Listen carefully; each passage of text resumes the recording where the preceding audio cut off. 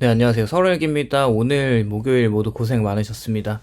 이제 최근 25년 12월에 보도가 좀 지난 뉴스이긴 하지만 대한민국의 이제 전 국민 마이너스 통장 잔액이 40조 원을 넘었어요. 사실 그 자체로 충격적인 숫자라는 생각을 하고는 있습니다. 하지만 이 숫자의 진짜 의미를 좀 생각을 해보면 사람들이 그냥 돈을 단순히 많이 빌렸다는 데 있지 않아요. 이 수치는 사람들이 더 이상 기존 방식으로 살아갈 수 없게 되었다는 신호이고, 중산층이 붕괴되는 과정의 초입이 이미 지나가고 있다고 생각을 하는데, 마이너스 통장은 원래 비상용으로 사용을 하죠. 예상치 못한 지출이나 잠깐의 현금 흐름 공백을 메우기 위한 수단입니다. 그런데 이 비상용 수단이 일상 자금으로 쓰이기 시작했다는 것은 이미 많은 가게가 상시적인 현금 부족 상태에 들어갔다는 뜻이기도 합니다. 여기서 중요한 점은 이 현상이 특정 계층의 가 아니라는 점인데, 마이너스 통장은 신용이 있어야 개설을 할 수 있다는 거죠. 즉, 이 40조는 극빈층의 숫자가 아니라 중산층과 준중산층의 고통이 누적된 결과이고, 사람들이 흔히 돈이 없으면 소비를 줄이면 되지 않냐 이렇게 생각을 하지만, 지금 상황에서는 소비를 줄이는 것만으로는 버틸 수가 없는 것이죠. 왜냐하면 줄일 수 있는 비용이 너무 많아졌기 때문에 그래요. 너무 당연하게 기본적인 생활비 자체가 너무 많이 올라가고 있어요.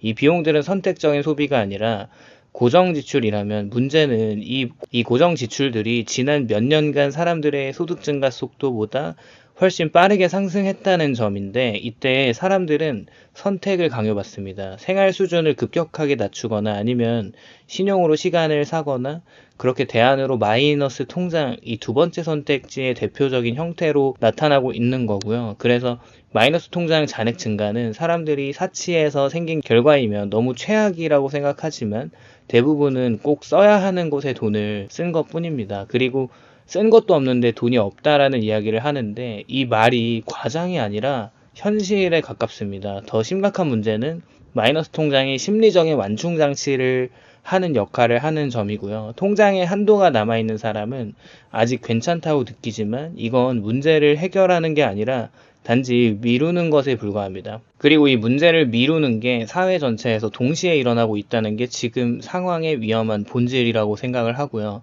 마이너스 통장 40조는 경기가 나빠서 뭔가 일시적 현상으로 생긴 거라기보다는, 이건 소득 상태가 정체되었는데 생활을 유지하기 위해서 필요한 최소 비용은 계속 올라가는 사회에서 사람들이 집단적으로 선택한 생존 전략이 마이너스 통장을 뚫는 거죠. 즉, 지금의 문제는 돈을 잘못 써서가 아니라 돈을 아무리 아껴 써도 부족해지는 구조에 있습니다. 이 상황을 인지하지 못하고 이해하지 못한다면 사람들이 계속 개인의 소비 습관만 탓하게 되죠. 하지만 현실은 훨씬 냉정하고요. 개인의 절약으로 해결될 단계는 이미 지났어요. 요즘 사람들이 돈이 없는 가장 큰 이유는 소비 성향이 변해서가 아니고, 사치가 늘어서도 아니고, 무분별하게 돈을 써서도 아닙니다. 오히려 많은 사람들은 예전보다 훨씬 더 조심스럽게 소비를 한다고 생각을 해요. 그럼에도 불구하고 통장이 비어있고 마이너스 통장이 늘어난다는 것은 이 역설의 핵심에 줄일 수 있는 지출 구조가 있습니다. 과거에는 소비를 줄인다는 말이 현실적인 선택이었죠. 외식 횟수를 줄이고 옷을 덜 사고 여행을 미루면 어느 정도 현금 흐름이 개선되었는데, 하지만 지금은 상황이 많이 달라요. 가계 지출의 상당 부분이 선택 영역에서 필수 영역으로 이동하고 있어요. 대표적인 것이 주거비인데, 전세든 월세든 주거비는 더 이상 협상의 대상이 아니게 되었고, 도시에서 직장을 유지하려면 특정 지역에 살아야 하고, 그 지역의 임대료는 개인의 소득 수준과 무관하게 책정이 됩니다. 이 과정에서 주거비는 소득 대비 비중이 계속 커졌고, 집을 사지 않아도, 빚을 지지 않아도 사는 것 자체가 이미 높은 비용이 되어버린 것이죠. 여기에 대출 이자 부담이 겹쳐서 금리가 오르면 또 기존에 감당 가능하다고 여겼던 상환액이 갑자기 버거운 수준으로 변했습니다. 문제는 이 부담이 일시적이지 않다는 점인데, 고정비로 자리 잡은 이자는 매달 사람의 숨통을 조여옵니다. 교육비 역시 마찬가지고요. 아이를 키우지 않아도 자기 개발과 직무 경쟁을 위해서 사람들은 일정 수준의 교육 비용을 지출할 수밖에 없습니다. 이 비용을 완전히 끊는 순간에 노동시장에서의 경쟁력이 떨어질 것이라는 공포가 작동을 하고요. 그래서 사람들은 아끼면서 또 완전히 포기하지는 못합니다. 통신비나 보험료나 관리비, 또 교통비도 마찬가지인데 각각의 크기가 크지 않아 보이지만 합치면 상당한 고정 지출이 되고, 이 지출은 낭비가 아니라 뭔가 현대사회에서 정상적으로 기능하기 위한 최소 비용에 가깝습니다. 이런 구조에서 사람들은 점점 선택지를 잃게 되는데, 안 쓰면 안 된다는 말이 더 이상 성립하지가 않는 것이죠. 안 쓰는 순간 삶의 질이 아니라 삶을 지속할 수 있는 가능성 자체가 흔들리고, 그래서 마이너스 통장은 소비 욕망의 결과가 아니라 지출 구조와 소득 구조 사이에 간격을 메우는 임시 다리가 됩니다. 사람들은 이 다리를 건너면서도 언젠가는 땅이 나올 거라고 믿고 있고, 하지만 그 땅은 생각보다 쉽게 나타나지가 않죠. 더 문제적인 거는 이 과정이 매우 조용하게 진행되고 있다는 점인데, 갑자기 뭔가 파산하는 게 아니라 조금씩 천천히, 그리고 확실하게 현금 여력이 사라지고 있는 걸 발견하죠. 이때 사람은 위기를 위기로 인식하지 못하고 그냥 이번 달만 잘 넘겨보자, 다음 분기에는 좀 나아지겠지라는 생각으로 신용을 조금씩 더 사용합니다. 이렇게 해서 마이너스 통장은 비상자금에서 생활자금으로 변하게 되고, 이 변화는 개인의 도덕성이나 뭔가 판단력의 문제가 아니라 사회 전체가 뭔가 동시에 같은 선택을 하게 만든 것을 생각해 볼 필요가 있죠. 요즘 사람들이 진짜로 돈이 없는 이유는 간단합니다. 소득은 개인의 노력에 맡겨진 반면에 필수 비용은 시스템에 의해 자동으로 상승하고요. 이 불균형이 누적된 결과가 지금의 마이너스 통장 40조라는 거고, 요즘 사람들이 체감하는 가장 큰 불공정은 이것인데, 열심히 일해도 소득은 그대로이지만 나가는 돈만 늘었다는 것. 이 감각은 단순한 불만이 아니라 실제 그렇기도 한 것 같아요. 왜 이런 현상이 지속되는 걸까 생각을 해보면 이유는 명확한데, 소득은 시장에서 경쟁으로 결정되지만 비용은 뭔가 자본주의 시스템에 의해 자동으로 상승하도록 설계되어 있기 때문에 그렇습니다. 먼저 소득 구조를 살펴보면 대다수의 직장인이 임금은 급격하게 오르지 않아요. 연봉 인상률은 물가 상승률을 따라가지 못하는 경우가 많고, 공무원 연봉이 이제 2% 정도 올라간다고 하나요? 연마다 그렇게 되는데, 사실 물가 상승률이 이제 CPI 같은 경우 2%라고 하지만 사실 그것보다 훨씬 올라가는 거를 그냥 아무리 좀 바보여도 그건 알 것 같거든요. 그렇게 실질 소득이 오히려 줄어드는 경우도 흔하고, 특히 중간 관리자 이하의 계층에서는 호봉이 오른다는 개념 자체가 무너지고 있어요.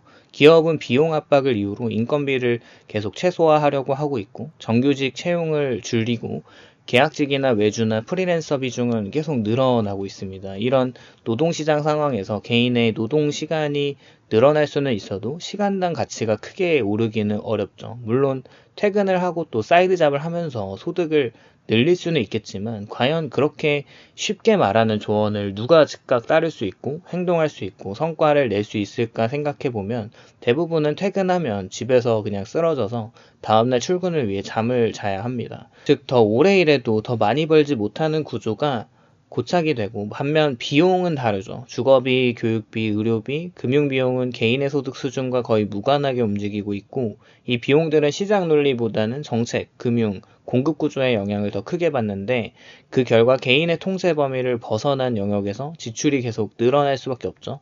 특히 금융비용의 증가는 치명적인데, 금리가 오르면 대출이자가 즉각적으로 우리나라는 반영합니다. 3개월마다 이렇게 변동금리가 그렇게 세팅이 돼 있잖아요. 하지만 임금이 그렇게 또 빠르게 반응하지가 않고, 이 비대칭성 때문에 가게는 점점 더 숨이 막히는 상태에 빠져버리고, 마이너스 통장은 이 틈을 메우는 도구로 쓰입니다. 여기에 자산 인플레이션까지 겹치는데, 집값, 전세금, 월세는 사람들의 소득 증가와는 별개로 움직입니다. 자산을 가진 사람에게는 기회가 되지만 자산이 없는 사람에게는 생활비 상승으로 직결되는 부담이 되고, 이 격차는 시간이 갈수록 벌어지는데 결국 많은 사람들이 이런 상태에 놓일 수밖에 없어요.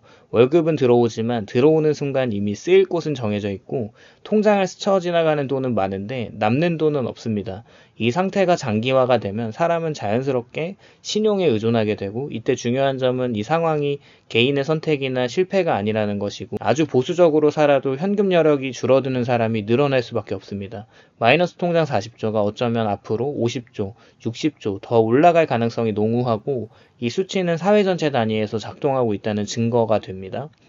요즘 마통 통장 잔액 40조가 보여주는 가장 위험한 신호가 이 부채가 저소득층이 아니라 중산층에 집중되고 있다는 점인데, 중산층이 원래 소비를 떠받치고 세금을 내기도 하고 위기 상황에서도 어느 정도는 버텨주는 사회의 뭔가 완충지대였는데, 지금 이 완충지대가 조용히 그러나 빠르게 무너지고 있어요. 중산층의 핵심 자산은 현금이 아니라 신용인데, 안정적인 직장과 일정한 소득과 과거의 신용 이력이 결합되면서 금융기관은 기꺼이 돈을 빌려주지만, 문제는 이 신용이 자산을 늘리기 위한 수단이 아니라 생활을 유지하기 위한 연명수단으로 사용되는 데 시작됐다는 데 있고요. 겉으로 보면 연체도 없고 뭔가 파산도 아니어서 아직 괜찮아 보이지만, 내부에서는 이미 현금 흐름이 무너져서 월급은 고정비로 소진되고 예상치 못한 지출은 신용으로 메우는 구조가 반복이 되면서 신용이 점점 소모가 되겠죠.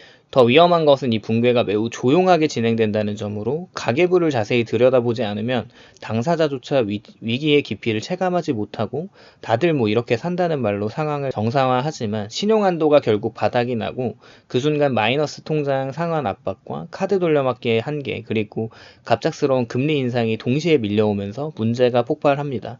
중산층의 붕괴는 극단적인 빈곤처럼 눈에 잘 띄지 않아서 정책적인 지원에서도 밀리지만, 자산은 없고 지출은 많고 신용에 의존해온 이런 이유 때문에 오히려 가장 빠르게 추락할 수 있는 위치에 놓여 있어요. 그럼에도 나는 아직 중산층이다라는 믿음은 심리적인 버팀목이 되는 동시에, 지출구조 조정과 생활수준 변화와 뭔가 위험 축소라는 필요한 대응을 늦추게 만들고, 그 결과 마이너스 통장 40조는 개인의 문제가 아니라 중산층 전체가 동시에 신용으로 시간을 사고 있고, 그 시간이 점점 더 비싸지고 있다는 집단적인 신호가 됩니다. 이 상태가 지속될수록 사회는 자산을 가진 소수가 인플레이션과 금리 변동을 활용해서 위치를 강화하는 쪽과 자산 없는 다수가 신용으로 버티다가 어느 순간 급격히 하락하는 쪽으로 갈라지고, 이게 단순한 계층 이동을 넘어서 소비 감소와 내수 위축이나 사회 불안으로 이어지는 뭔가 연쇄 붕괴의 시작점이 되어가고 있다는 생각을 해봅니다. 오늘은 이렇게 마이너스 통장 40조가 그냥 넘겨야 될 어떤 문제가 아닌 그런 생각을 한번 이야기해 보았고요. 오늘도 영상에 공감이 되셨다면 좋아요와 구독을 부탁드립니다. 감사합니다.